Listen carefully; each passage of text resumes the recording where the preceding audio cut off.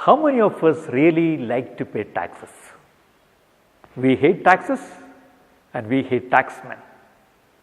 But all over the world, tax is an important, necessary system, tax system, which we cannot avoid because countries are run on taxes.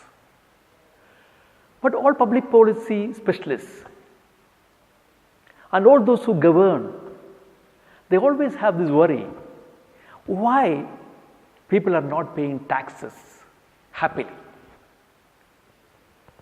This question was in my mind for a long time and tried to inquire about the whole economic sociology of taxation through my book, Making People Pay. In this book, I was giving a comprehensive analysis of the politics of taxation, the economics of taxation, the sociology of taxation, the psychology of tax payment, tax compliance, and to understand the whole gamut of tax compliance in this country and also in the world in general. Now, there is one interesting chapter in this book which is on people who were raided by income tax department, income tax search. I went after those people who were searched by income tax department for tax evasion, conducted detailed interviews with them to understand why they evaded taxes, at least what is their perception of tax evasion and how they evaded taxes and what was the enforcement experience when the state or the department comes to their house, to their business premises and ransacking that place, trying to detect evidence of tax evasion. How did you feel it? The sociological impact on you and your family. I also studied in another chapter, was trying to describe the attitudes and perceptions of people about taxation and tax evasion, where if they are not happy with the governance, if they are not happy with the state, will that influence their tax compliance? This book has been in the public domain and we have received very good reviews from various cross-sections of society, mainly for the fact that it analyzes tax compliance from a sociological point of view. What it says that I am ready to pay my taxes as long as I see some sort of reciprocity, maybe towards me or towards society. So every penny I pay, if it is returned to society by the government in terms of service, I am ready to pay taxes. And second point which is coming up in the study is this, that there is a lot of enforcement happening in taxation regime for procedural aspects, like you have to file returns, you have to cut TDS, you have to pay taxes on time. At the same time, there is no focus on substantive tax compliance. If you take an example of this country, out of 126 crore population, about 23 crore people have PAN numbers, but people who file returns is something like less than 5 crore. Those who really pay tax, others will take refund. Those who really pay tax is only something around 2.5 crore. And if you can increase this 2.5 crore people who pay taxes to 10 crore, we can reduce our tax rate from 30% to 10%, and that is enough. We can ensure absolute tax compliance in this country. The main issue is we need steps to widen the tax base.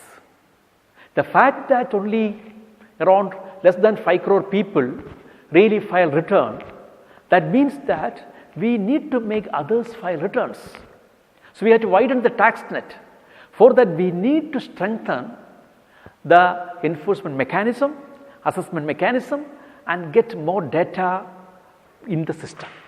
For that, I think for that, currently what I hear that government is going to collect information from more than 100 sources and find out where people are investing, where people are earning money, get all those data collated and check it up with their PAN data and return data to find out whether they have filed return of income and paid tax.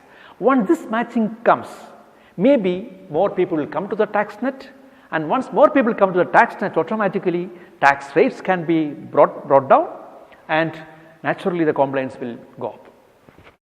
Mainly, see, it is very difficult to go to a person and ask him, have you evaded tax? They will say, no, I have not evaded tax. And if you ask him, even if he has evaded taxes, how did you evade tax? They won't come out. They will say, yes, no, it was everything okay, but it was only some arithmetic mistake. I had to sit with them, with the taxpayer and his family for several hours and several days, conduct a case study, and slowly they have come out. Slowly they have opened up and said, this is the way we evaded taxes, and this much we have evaded taxes, and this much have been founded by Income Tax Department. And some of the guys said, still there are a lot of things untouched. So from this, when they come out in open, truthfully, the data which we could gather is this: why really people evade taxes? Can we blame the taxpayer, or is there anything to do with the way governance is happening? So they'll open up. They say, when my neighbor is not paying taxes, why should I pay taxes? Whatever I pay is not getting reinvested by government for society, why should I pay taxes? So if it is so complex for me to pay taxes, I have to file return, I have to pay to the chartered accountant, and so much of complexity, why should I pay for taxes? So these are the reasons they give for not paying taxes. So from this we can analyze what is wrong with the system and what corrective action government should take. Basically, I was working in tax department for several years, and basically I am a sociologist. I did my sociological research, and I was looking at the entire area of taxation from the angle of a sociologist, and why people pay taxes, why people don't pay taxes. Maybe my interface with the taxpayers as an investigator for several years, I understood that we need to do something. After understanding scientifically what is the perception, what is the attitude of an average taxpayer about the government, about the tax department, about the tax policy, and about the tax laws. Once we know what is their attitude, then we can accordingly take policy measures to correct the difficulties and shortcomings. So far it was very easy, because Income Tax Department didn't have many people even to come and do a raid. With hardly very low percentage of cases, like something like 0.005% of cases are scrutinized, and hardly out of this 4 crore people who are filing tax returns, income tax raid is done even maybe less, something like around 8,000 cases in a year. It's very less. Maybe because of that people thought nobody will be catching me. Now the system has been changed. Now we don't require manpower. I told the data is being collected by Income Tax Department for more than 100 sources. Where you sell your property, registrar office, where you purchase huge items from there, that aspect. If you are investing in fixed deposits, if you have a lot of money in your SP accounts, you are investing in shares, all this data are being collated from various sources. These are analyzed and matched.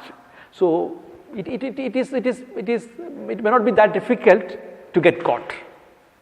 See, when we analyze the tax compliance and tax evasion, the propensity to evade is the same even if you are earning 10,000 rupees or 10,000 crore.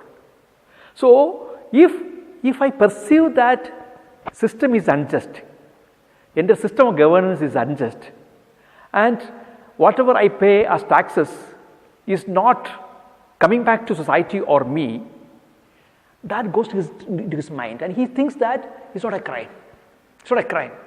Murder is a crime or theft is a crime, but tax evasion is not a crime, because he thinks that okay, this is not being a very stringent. There are no stringent punishment for tax evasion, so I can always get away from that.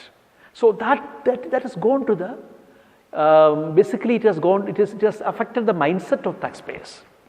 That is getting changed now, because the enforcement mechanism is not now, is not where people go and physically raid people and find the black money. That era has gone. That is not there right now. Now it is an intelligent way of investigation. Collect data from third parties and then ask the taxpayer, you invested here, you spend here, where is your tax payment challan? Have you paid taxes for this? Basically, if you see income tax, if you see all over the world, it is linked to some sort of war or conflict. Even India, income tax started to fund for the world war. So for financing the world war, income tax started. If you go to the initial earlier Indian society, maybe we say the so-called traditional Indian society, the Hindu society, there certain castes and communities were asked to pay taxes. For certain caste and communities, taxes were exempt. So there was an inherent bias at that point of time. Then later on, during the Mughal period, so-called the Muslim period in India, certain religious communities were exempt. And certain religious communities, they said extra tax because you belong to this religion. Again, taxation was something which is biased. Then the British came. When the British came, again taxation was biased in favor of the British. So all along, if you see, taxation is considered something negative, something which is not very objective, not very scientific, it is very biased. So there is inherently in the minds of the people, there is a feeling that tax is something which is to be avoided. Tax is something which is not required. Only after the post-independent India, the government said taxation in India is not an economic instrument, it's a sociological instrument. We would like to feed the millions of people who are under poverty line, we would like to subsidize the lives of people who are in the agricultural belt. It is like a redistribution. So income taxation has become a sociological instrument. So the government says, don't expect reciprocity. I am paying 10,000 rupees tax, I should get benefit from government for that, to that extent. That will not happen in this country, because this is a cross-subsidizing instrument. The tax which is coming, something like 8.5 lakh crore, which is coming as direct taxes, or maybe in different years, different amounts, it is getting increased year after year. This is going to be for the public, for the society, for public policy initiatives. There are two things the book talks about. One is to understand why people are not paying taxes. So, from what I have told earlier, that there is an inherent apathy for tax compliance. I don't know how to pay. Secondly, it is not something which is criminal. It's not a crime to evade taxes. This had gone to the mindset of people. So government need to understand this and say that we have to educate the public, saying that yes, every rupee coming from you is being returned to society. They have to be transparent, saying that whatever we collect our taxes, we are investing for society. This has to be communicated back to public. Secondly, the tax system should come out of its complexity. By paying taxes, or the procedure should be simple, tax exemptions and rebates, whatever is available, should be transparent, and also tax refunds which has to come back to taxpayer should come promptly. There should not be any corruption. There should not be any sort of bribery in the tax system. If this step has been taken, then I think a lot of this misunderstanding can be removed. For this purpose, government has computerized the income tax department right now. Now things are going in a very transparent manner, because the refunds are issued promptly to their bank account directly to minimize the interface between tax officials and the taxpayer. And taxpayer can file return online. They don't have to run to income tax office, and scrutinies have been taken all computerized. So no income tax officer can, if he doesn't like somebody, take the case for scrutiny. If that fellow is doing something, some petition is coming, I'll go and raid him. Not possible. All these are based on very clear data analysis, and they will go for investigation.